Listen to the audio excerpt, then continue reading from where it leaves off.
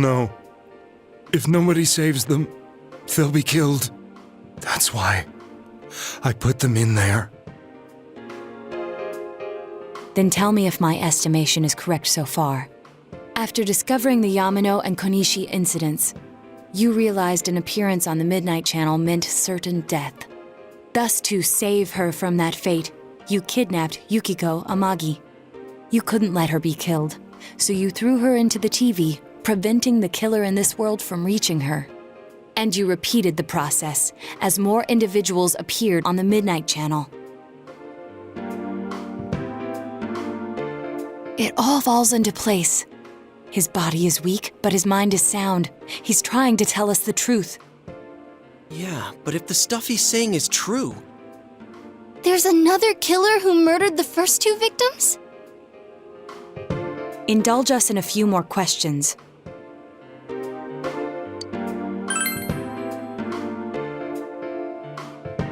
I have no idea. I want to know that too.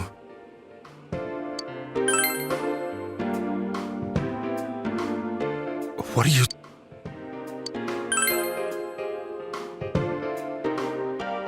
I didn't know. I never thought it would be that kind of place.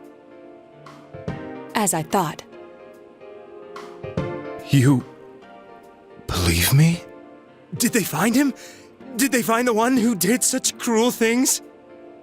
Mayumi...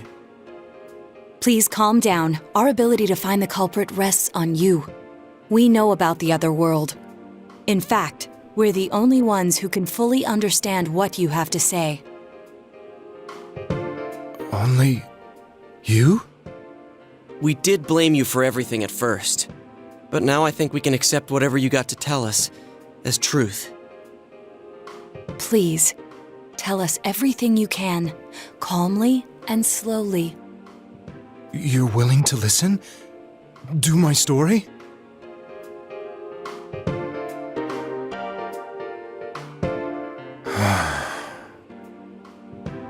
All right.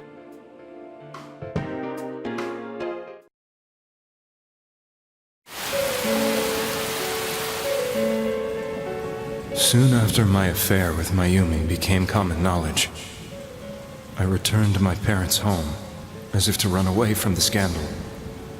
And I started drinking heavily to drown my anxieties. I hadn't been able to reach Mayumi at all, and that didn't help either. Mayumi, where are you? She'd been disgraced on all the afternoon shows and forced to resign from the program she was on. I caused her so much trouble. I wanted to at least apologize to her, but I couldn't even do that. I lost the will and energy to do anything. Then, one day, the rumor I heard some time ago came back to me. Since I had nothing better to do, I sat down blankly in front of the TV and watched my own reflection. And all of a sudden, there was Mayumi. Mayumi? Is that you? The Mayumi inside the TV looked as if she was calling to me for help. Mayumi? Mayumi! When I reached out unthinkingly to touch her, my arm disappeared into the TV, as if I had dipped it into a pool of water. I was so shocked that I lost my balance and nearly fell face first into the TV.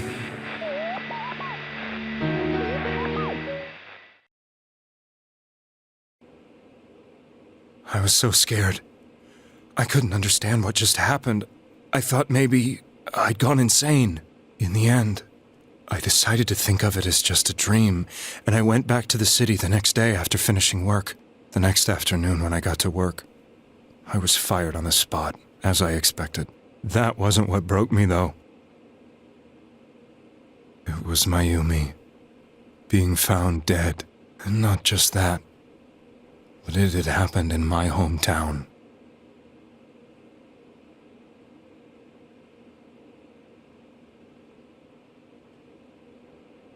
I was dumbstruck. But later on, I remember the image of Mayumi I'd seen that night. Was it not a dream? Could it really have been an SOS from Mayumi? I hadn't touched another TV because the first time was so terrifying, but I decided to try it again, and I confirmed that none of it was a dream. So that image, was it something Mayumi showed me, calling for help? That's how I felt. And eventually, you learned of the Midnight Channel. I remembered that when Mayumi was alive, she was chasing a rumor about some bizarre TV program. I'd heard about it before, but I thought it was just an urban legend. But then Mayumi appeared on it, and later turned up dead. The more I thought about it, the harder it became to believe that the two events were unrelated. Soon after that, I came back to Inaba to answer the police's questions. I'd lost my job, and I wanted to know the truth of Mayumi's death for myself. Then, on another rainy night, someone else appeared on the Midnight Channel. It was a girl. She looked like she was calling for help, just like Mayumi. The first thing that came into my mind was, maybe this girl will be the next to die. And that was Saki-senpai. I'd been following all the news about Mayumi, so I noticed right away that she was the girl who found Mayumi's body. And if my hunch was right, she'd be the next victim. I didn't want her to die the way Mayumi did, so I desperately kept watching. I was consumed with the idea of rescuing her. Then, little by little, her image on the screen came into sharper focus. It became sharper? How did you find out it was her? After I came back, my father couldn't bear to see me in such low spirits, and gave me a job with the family business. I met that girl when I delivered a package to the liquor store.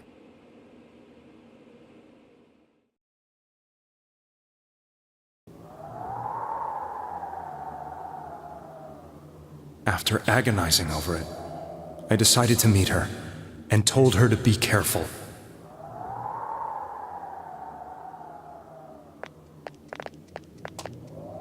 But that same night, on the TV,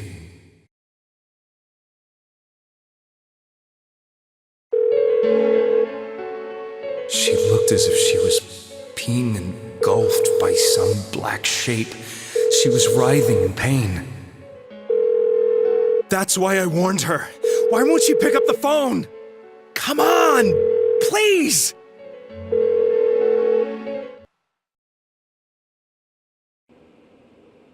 The next day, they found her dead. I knew she was going to be murdered, but I couldn't save her. I blamed myself, thinking there must have been something I could have done. There was no one who depended on me. Nobody at work, not even my wife. Mayumi was the only one who accepted me for who I was. But she was murdered, and the same person killed another girl. I was beside myself. I couldn't forgive myself for doing nothing. You really did love Miss Yamano. Yes, from the bottom of my heart. Before I was married, my wife made it big in show business. I was happy for her, but it put a strain on our relationship. I think I can kind of relate. It was around that time when I met Mayumi. She was interviewing our candidate for the next election. She was a big-name announcer, but she only worked with local stations, and her attitude towards work was similar to mine. We both came from Inaba, so she was easy to talk to. I knew it was wrong, but I couldn't help getting intimate with her. She gave meaning to my life. Soon after Saki-san was found dead, yet another girl appeared on TV. That was you.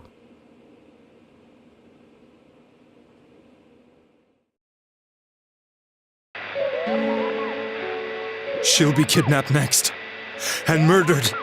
I can't let her end up like Mayumi and that other girl. This time, I'm gonna do something. My opponent was a murderer who left no clues to his identity. I thought hard about what I could do to protect her from someone like that. I'll never convince her. If she gets suspicious and they arrest me, who'll save her then? The girl inside the TV looked as if she was smiling at me. And that's when it hit me. I apparently had the power to go through the TV screen to the other side. Then, what if I put her into the TV and give her shelter there before the killer gets her? What are you trying to tell me? That it's safe over there? Is that it? The girl inside the TV seemed to smile at me again. And I thought, no matter what kind of place it might be, it's better than being slaughtered. Once things calmed down, I could just let her out again. If she's inside the TV, there's no way they can find her. It felt as if everything was starting to come together in my mind. Could it be that Mayumi gave me that power to prevent any more victims from meeting her fate? Was it my mission to save people? But there was a big problem. If I explained the situation to the victim, they wouldn't understand. I had already tried that and failed miserably. It seemed the only thing I could do was to take them away. If that was my mission, I'd just have to do it. Or so I thought. Mayumi, please lend me your strength.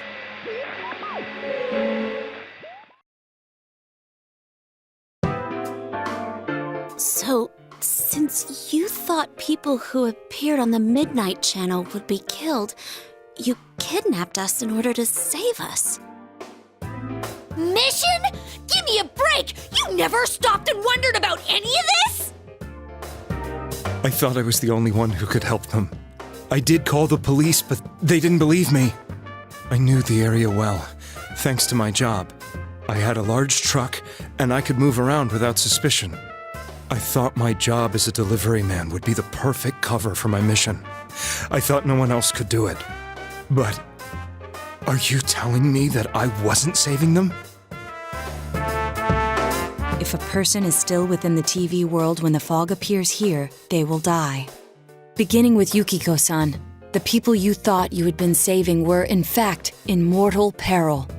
It was my friends here who really saved us all. I had a feeling that was it. When I went after that little girl and entered the TV myself, for the first time, I had some doubts about myself.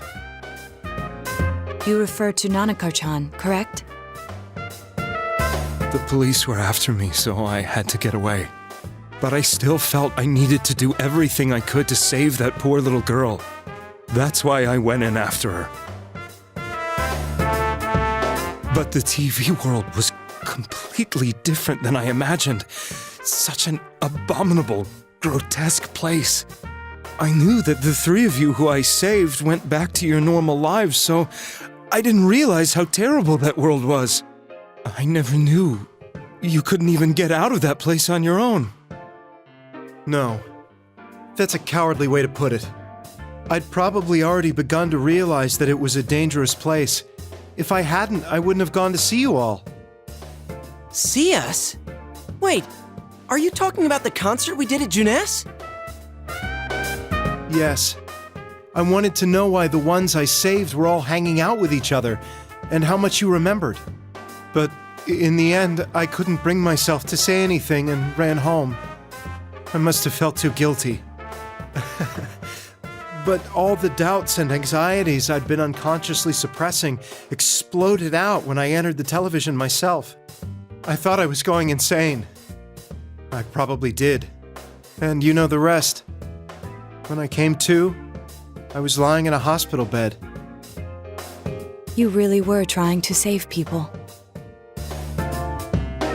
But I ended up doing just the opposite. What a fool. I always wanted to enter the world of politics and become useful to society. But after losing my job and the woman I loved, all I had left was this power. I convinced myself that world was some sort of sanctuary, and I secretly believed myself to be a hero.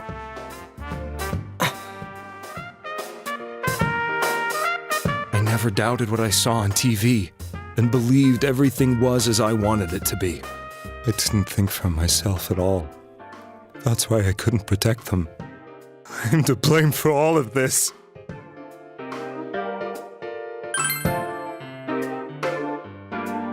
I suppose so. The things I've done are too serious to be brushed aside like that. I have no intentions of running away from my crimes. I'm prepared to face the consequences. Kidnapping is already a serious crime, and on top of that, I put all those lives in danger. I'm sorry. The Midnight Channel and the other world? You can hardly be blamed for failing to understand them properly. We must apologize to you as well. Had we let our emotions blind us to the truth, we would have piled all the responsibility on you. I guess from your point of view, people did stop dying once you started saving people. The more you did it, the more you really believed you were preventing their deaths. I'm such a joke. I'm sorry. I'm getting a little tired. What are you all crammed in here for? My apologies. We'll be leaving now. Wait. I beg you, please, find whoever's behind this. You children are the only ones who know about that world.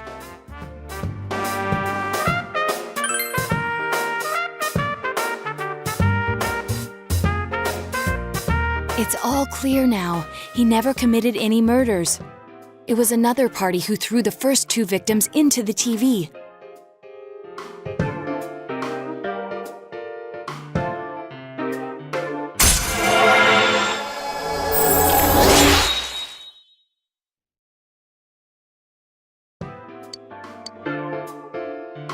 Now get out of here!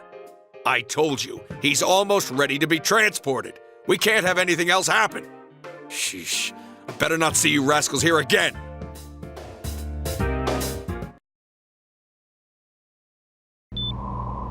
Nanako-chan looks like she's in pain. She's fighting for dear life. This was the last place we saw Teddy, right? He was so worried about her.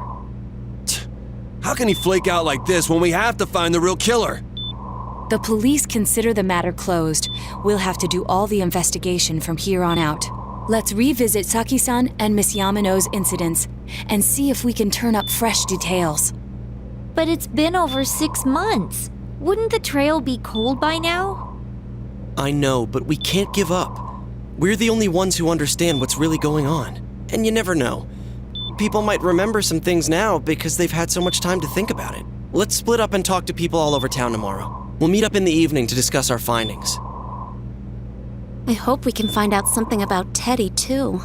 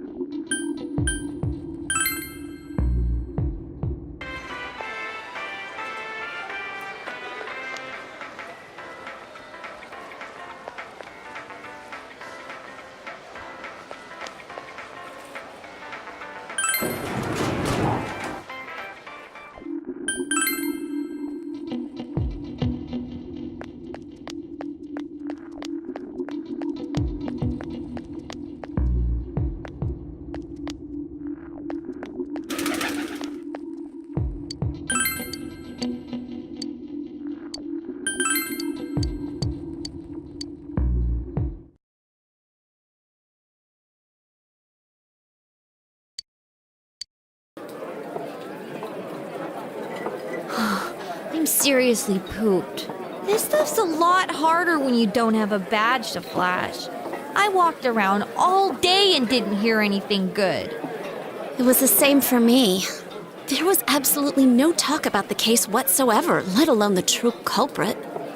Ditto for me. Actually, in my case, I kept getting bombarded with questions and couldn't get them onto the main subject at all. The killer must be pretty good to have pulled this off without being seen by anyone in this small town. What should we do?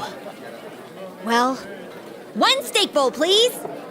That's not what I meant. But then again, I guess we might as well take a break. I'll have a crab and egg fried rice. I'll have roast pork ramen with extra noodles.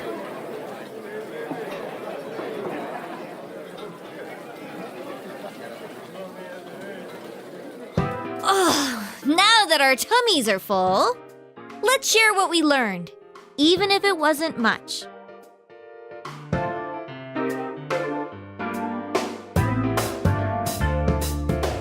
So, to sum up, there really was no new information. The end? The police had an unusually large number of officers in their initial investigation of the first two incidents. To find facts that even they overlooked would be difficult indeed, now that over half a year has passed. There wasn't a single report of suspicious persons being witnessed to begin with.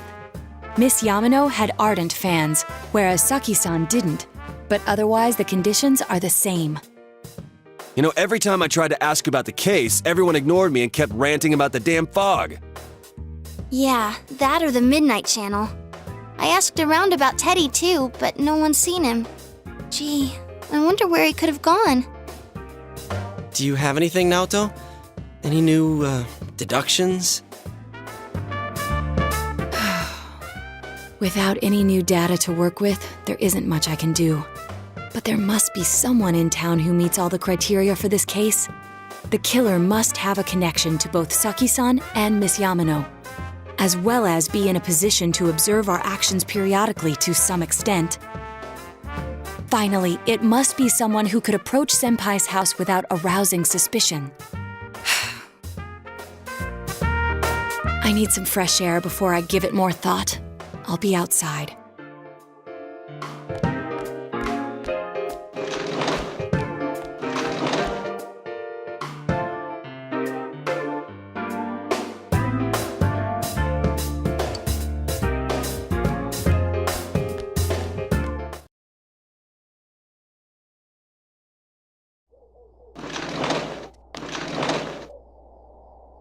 It's snowing. No wonder it's chilly. It's freezing out here. Maybe this'll help clear my head and get my deductive muscles flexing. Hey, is it snowing? Too bad the fog's so thick. The snow just gets lost in it.